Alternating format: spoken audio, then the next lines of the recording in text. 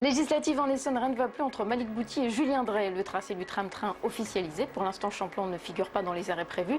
Réseau Éducation sans frontières sur place devant la préfecture pour soutenir les étrangers renouvelant leurs papiers. Développement des titres, Patrice Arditi.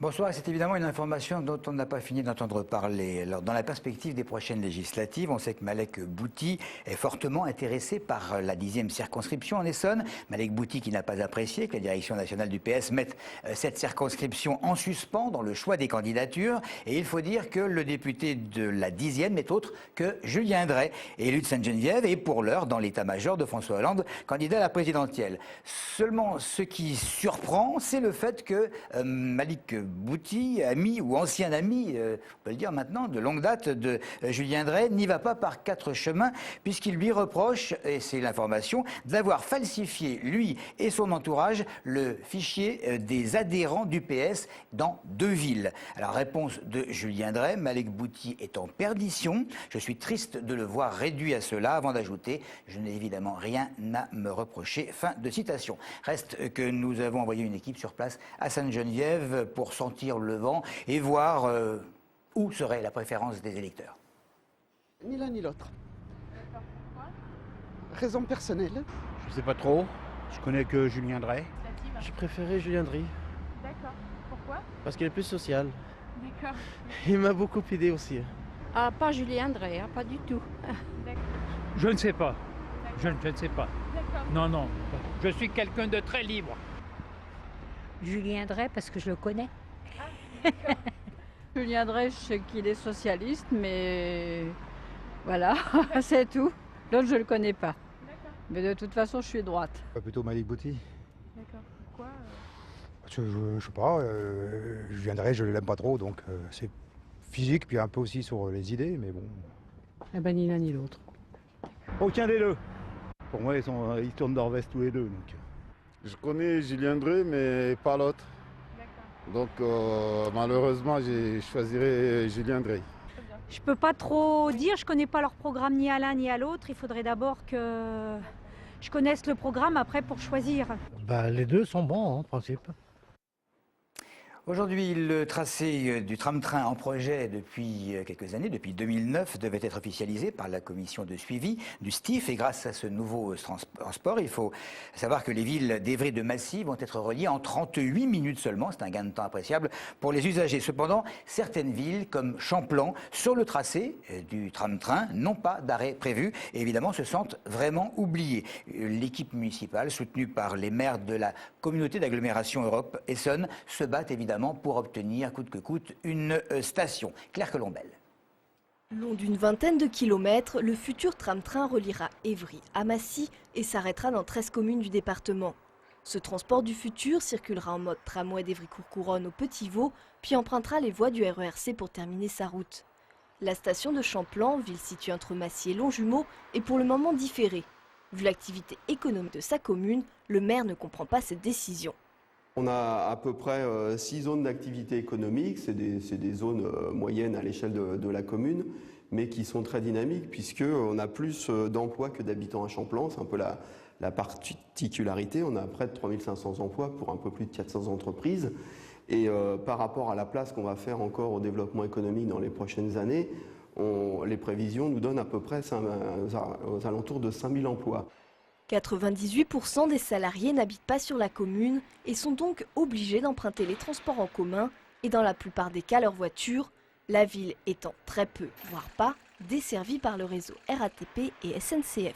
Il n'y a qu'une seule ligne, c'est un bus RATP, la ligne 199, qui relie la gare de Massy-Palaiseau à Longjumeau. Et donc aux heures de pointe, finalement, le bus souvent il s'arrête devant l'arrêt Champlain-Mairie, mais il ne prend plus personne parce qu'il est déjà saturé, il est bondé.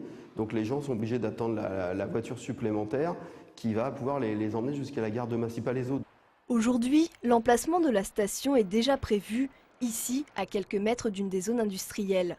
Pour le STIF, la création de cet arrêt coûterait 6 millions d'euros sur un budget total de 400 millions et allongerait la durée d'un trajet Évry-Massy d'1 minute. La mobilisation s'amplifie pour soutenir les nombreux étrangers qui attendent parfois pendant des heures, tous les matins, devant la préfecture, souvent pour renouveler leurs papiers. Ce matin, outre les associations et les syndicats, des enseignants et même le président de l'université d'Evry s'étaient déplacés pour demander la réouverture d'un guichet dans l'enceinte de la faculté. Christophe Garnier. Offrant des cafés et des biscuits à travers les grilles de la préfecture, les associations tentaient de soulager les nombreux étrangers qui faisaient encore la queue ce matin pour accéder aux services administratifs. Au mieux, certains étaient là depuis plusieurs heures. Au pire, ils avaient déjà fait la queue les jours précédents. La recentralisation de tous les services étrangers à Évry et la fermeture de toutes les annexes des sous-préfectures continuent de causer cet étranglement. Ce matin, par exemple, de nombreux enseignants s'étaient déplacés pour demander la réouverture d'une antenne à l'université d'Evry et pour éviter aux étudiants d'avoir à faire la queue avec les autres. Et si on voit les longues files d'attente qui sont derrière nous, les étudiants qui font 24 heures de queue pour rater des cours, arriver à la queue, on nous dit ouais, voilà, il n'y a pas de possibilité de renouveler sa carte de séjour ou bien il y a des pièces manquantes. Cette situation elle est tout à fait indignante. Nous sommes là pour nous révolter dans le calme, mais pour dire fermement à l'État que les femmes et les hommes ne peuvent pas être traités comme ils le sont aujourd'hui. Les associations reprochent à l'État d'avoir durci les conditions d'obtention des papiers, les seuils de ressources étant passés selon elles de 430 à 600 € pour les étudiants. Elles accusent surtout les services administratifs, en plus d'un manque de clarté sur les procédures, d'un manque d'amabilité. La préfecture semble, elle, persuadée que le service va mieux depuis le mois de septembre. Elle a rajouté 4 personnes au guichet pour l'accueil et a amélioré l'accès aux formulaires administratifs sur Internet. Elle dit ne pas comprendre pourquoi les usagers font encore la queue. Nous recevons entre 500 et 700 personnes par jour. Ce matin, il y avait 175. Ça veut dire qu'à 9 h, bien toutes les personnes qui se présenteront, on peut encore en recevoir 350. Certes, la police ne fait plus usage de lacrymogènes comme il y a encore quelques mois, mais la situation semble encore tendue. L'incendie de la cantine d'une école maternelle de Corbeil, cela fait suite à d'autres sinistres occasionnés par des jets de cocktails Molotov. Cet incendie a rapidement été maîtrisé, c'est ce qu'indique la mairie. Mais Carlos da Silva, élu de Corbeil et numéro 1 du PS, ainsi que Manuel Valls, député maire d'Evry, rendent la municipalité responsable. Ils interpellent le préfet pour demander le renforcement de la présence de la police nationale sur le quartier. Tout doit être mis en œuvre pour identifier et punir les auteurs de ces délits, conclut-il.